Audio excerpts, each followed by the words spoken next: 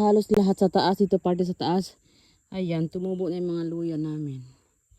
Hindi lang gaanong kita dahil may mga damo din na kasing taas na din nila. So nakikita na namin talaga na may luya na talagang tumubo. Ayan. Ang dami na. Dito parte oh.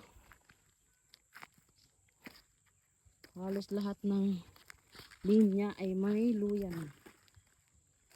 Ay, Diyos ko Lord. Tulog po, Jesus. Slide pa ako. Buti nila hindi ko ito naaapakan. Ito pa. Ay, lapit na sa paa ko. Kasi yung pagtanim ay isang 1 feet lang yung pagitan ng bawat linya. Kaya ingat-ingat lang talaga kasi baka maapakan. Ayan o. Luya yan. Ayan, may ube. Ito yung purple na ube. Meron dito din. Tsaka ano din yan, pakalat-kalat lang. Kahit doon sa mga masukal na parte, maraming ganyan ube. Ubeng purple. Pero yan, isa lang yung nakita ko dito. Mas marami yung ubeng puti.